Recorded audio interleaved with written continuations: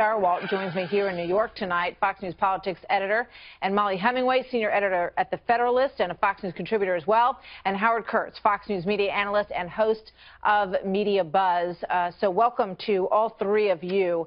Lots hopping on a Friday. So Chris Darwell, you're here with me in New York. Let me just turn to you. What do you want to take first here? Well, look, the administration's been trying to turn the page. Yeah. And as you and John were just discussing, it's very hard to turn the page when midway through the crinkle, you have a news story that lands on top of that one. So every time, and you can see Scaramucci today trying to put the best face forward, say all of these things, it's going to be a clean break, we're going to move on to the new chapter. But even in the midst of doing that, in real time, you have a microcosm of the story for the Trump administration. Every time they're trying to get a new start, the new thing drops on their head. Yeah.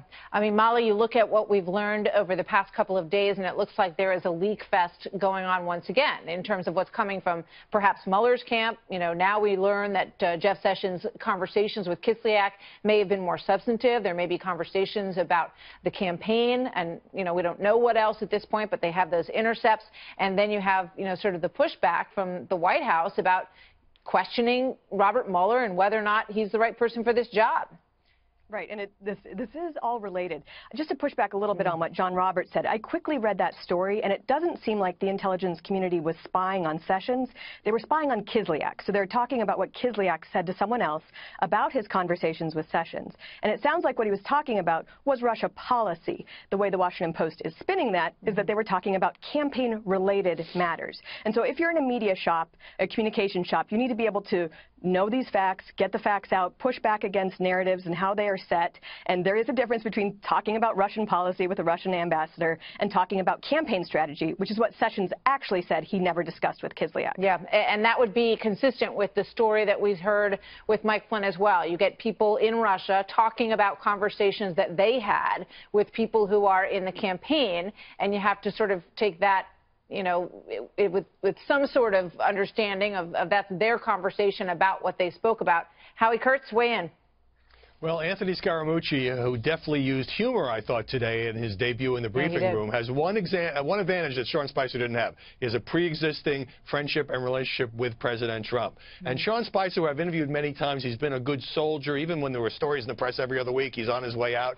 He soldiered on. But he was almost in an impossible job because he was caught in a hostile crossfire, Martha, between a president who considers the press fundamentally dishonest and a press corps that found him, Spicer, too combative and sometimes evasive. And for years, he's been seen as a kind of a good guy, affable spokesman here in Washington. But from the first day in the job, when Spicer lectured the press and then kind of walked out, he has increasingly been involved in hostile exchanges, tense exchanges with the press corps, and I think that made it difficult for him to continue. Yeah, he's a good guy. I think a lot of people feel that about Sean Spicer, and he certainly worked very hard. But when you watched Anthony Scaramucci out there today, Chris, you know, he did have sort of an affable way, and he had that sort of authority and confidence that I think a good press secretary has with that room. You got to find that balance where you kind of are among friends, but you're in charge.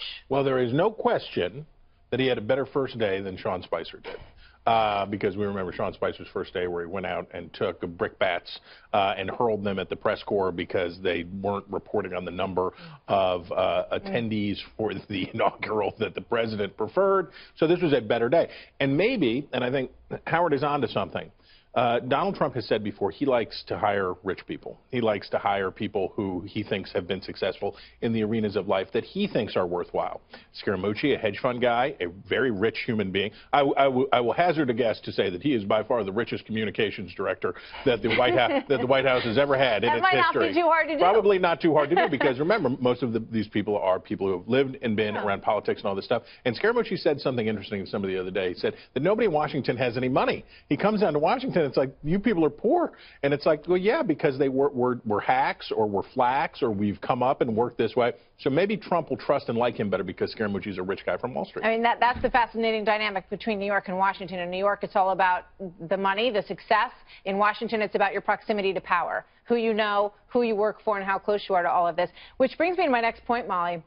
This is sort of a changing of the guard between establishment, perhaps, because it seems that the Trump administration felt when they were coming in that they needed that conduit to Congress. They needed a conduit, people who understood Washington, helping them. But it doesn't, whether or not it's these people's fault, it doesn't appear to have translated into legislative success on the Hill for them.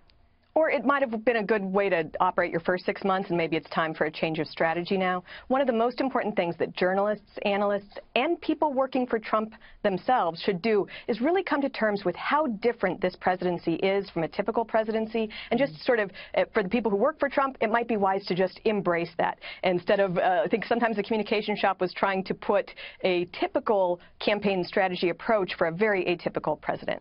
We'll end on that, because that it is. Thank you very much. Great to see all three of you. You bet. Thanks. So today's